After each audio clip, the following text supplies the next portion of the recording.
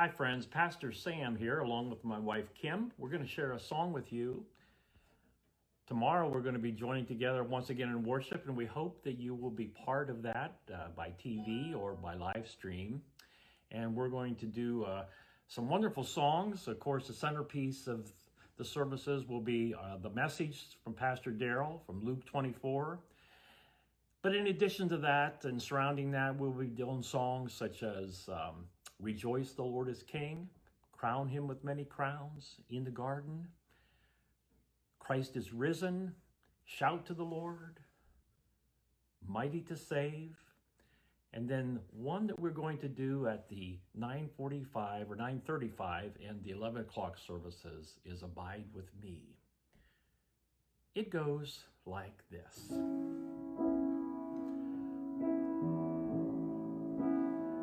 I have a home, eternal home,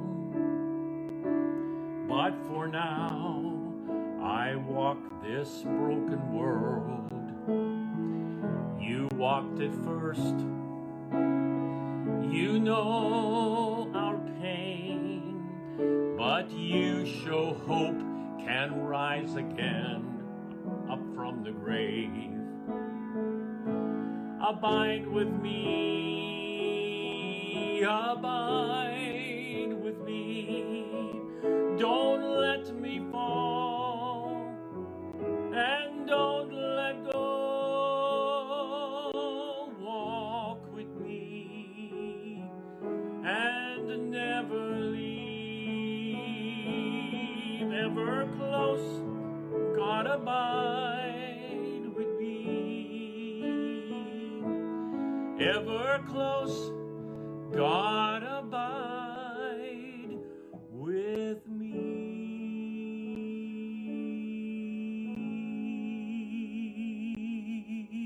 Thank you, Kim. I will finish that song along with Kim in a few moments. Abide with Me, written by Matt Mayer, David Crowder, Jason Ingram, and Matt Redman. Part of that song is a prayer. The author prays to God, abide with me. And then he adds to that prayer, walk with me and never leave. Ever close, God, abide with me. Walk with me and never leave. I have enjoyed telephone conversations with many of you over the past several weeks. During those conversations, I typically ask people how they are doing during these days. How are you doing emotionally? How are you doing spiritually? What are you doing to help you through these times which may be difficult for you and your families? It's a time, obviously, that many of us are less socially active.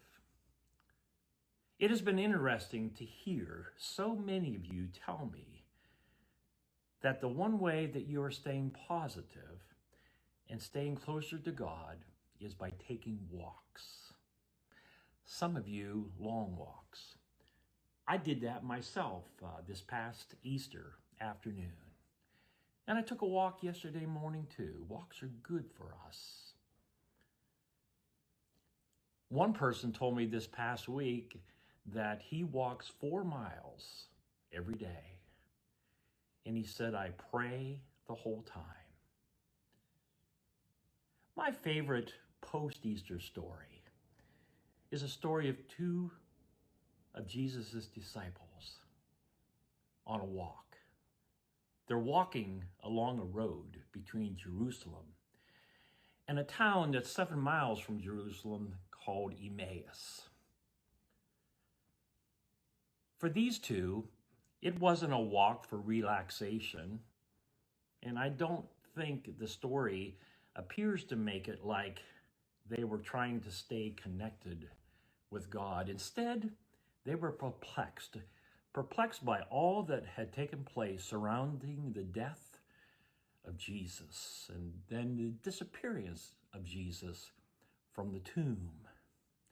The scripture says that their faces were downcast. They were heading back home, full of gloom. They no doubt made miserable companions for one another that Easter day. But the story from Luke 24 says that while they were walking, Jesus appeared to them, and he began to walk alongside of them. He just showed up, but they did not recognize him. As the story unfolds, it is apparent that the disciples knew a lot about the resurrection facts, but they did not recognize the resurrected Christ right there in their company. Downcast disciples, broken-hearted, as if their God was really dead rather than alive, much less right alongside them. We may think this story is a little strange, but sometimes we can be that same way, right? Sometimes we allow our broken spirits to allow us to forget the very things that those two disciples had yet to discover. And that was that Jesus was walking right next to them. We may know of the resurrection, but we allow our feelings to cause us to forget the facts that Jesus is alive and desiring to walk with us. There's a story in Genesis chapter 5 in the Old Testament of a man named Enoch. Enoch was the great-grandfather of Noah. And he appears to be the first human to uncover the true delight of walking with God. He found something that even Adam perhaps didn't experience. The scripture says that Enoch walked faithfully with God. Then he was no more, because God took him away. An article by a man named Bob Swords that I read once in Christianity Today commented that by taking Enoch up to glory, God wasn't trying to get us impressed with Enoch's piety.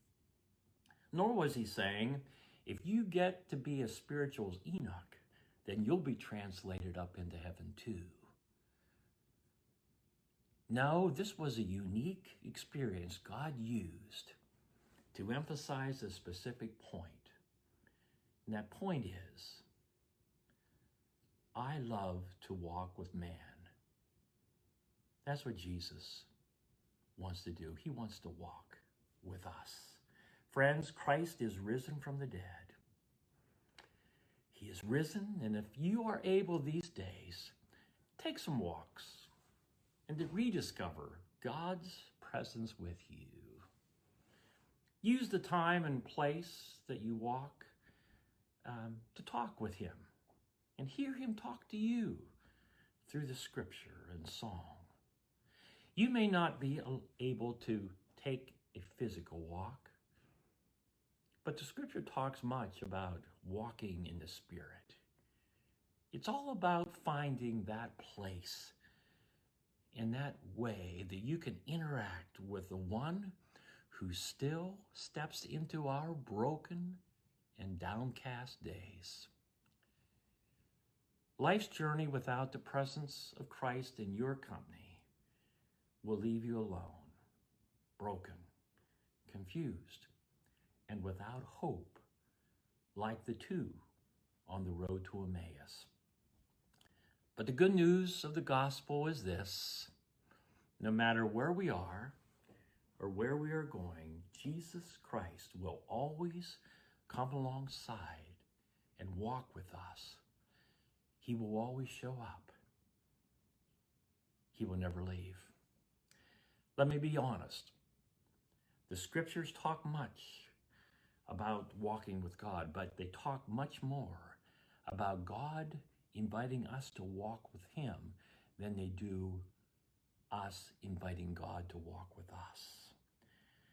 So it will be best for us first to accept Christ's invitation to us to join him. And as we do, we will be responding to the one who knows what's best for us. If you've never responded to Christ's invitation for you to walk with him, then do that today. But at the same time, Jeremiah the prophet said in chapter 33, verse 3 of Jeremiah, he said, "Call to me, and I will answer you and tell you great and unsearchable things that you do not know."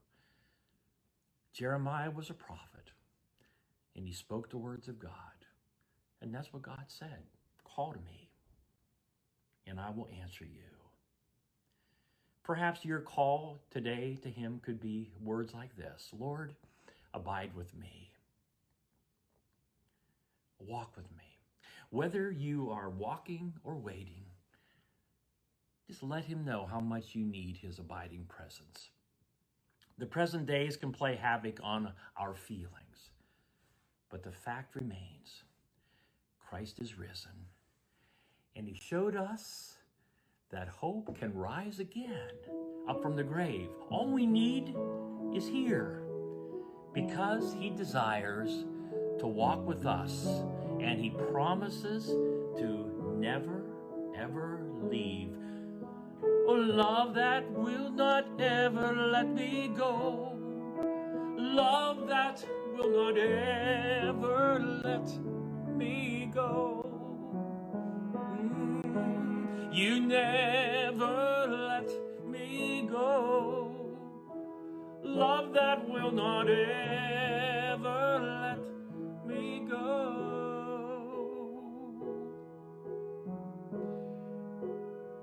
And up ahead, eternity will weep no more. We'll sing for joy. Abide with me. Abide with me. Abide with me. Don't let me fall, and don't let go. Walk with me and never leave. Ever close, God abide with me. Ever close, God abide with me.